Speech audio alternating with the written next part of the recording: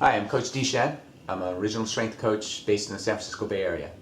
Today I'd like to talk to you about one of the regressions of the bird dog called, which I like to call the bird dog one arm iso hold. Okay, and it looks like this. Get in bird dog position like this. Okay, look up slightly if you like.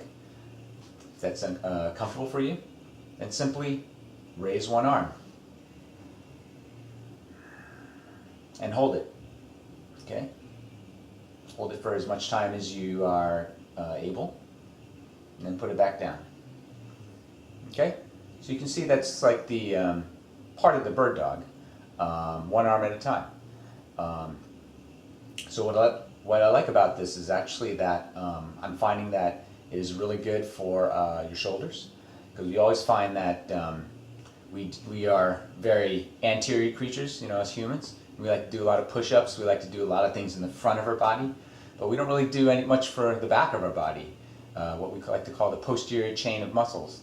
And what this does is, if you can hold it there, it really activates the stabilizers inside your shoulder, and especially the ones to the rear, which tend to be overstretched. They tend to be not used very much.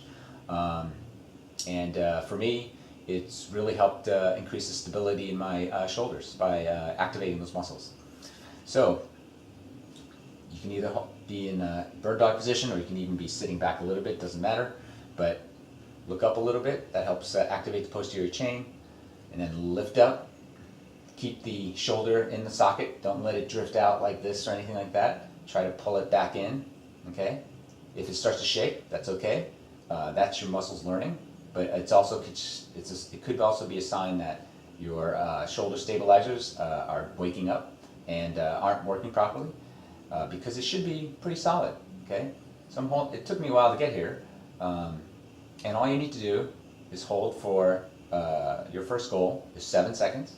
Okay, and 7 seconds seems to be a good time for this kind of neurological loop to happen from the brain to the nervous system to the muscle and back again. So it really starts learning that these muscles should be activated, especially for this movement. 7 seconds is a good first goal. Once you can do that pretty consistently, then you can move to 10, to 15, to 20. I like to hold it for 30 seconds. Took me a while to build there, but once I got there, I found there was some value in being able to just hold this thing, hold my arm out there for 30 seconds. Remember to breathe, okay? Remember to breathe through the whole thing. Don't hold your breath for 30 seconds the whole time. That's not good. If it starts to shake, just put it down. It's okay. You don't have to kill yourself doing this. It's all about activating the shoulder stabilizers and making them work again. And I think you'll find you'll have some really good results if you're having shoulder problems, if you have protracted shoulders. It really helps activate the rear there. So simply just lift up, keep the arm in the shoulders socket, don't let it drift forward, keep it pulled back, okay? Make sure the other hand is stable as well, okay? Make sure that hand is not lifting up. I don't know if you can see that in the video, but I like to make sure that the knuckle or the underneath the palm knuckle of the pointer finger and the pinky are down, as well as the back heel of the hand here, okay? And then just hold it. Make sure you're still breathing. Head can be slightly up. You may find that it helps things. Hold it, and then just put it down. That's it.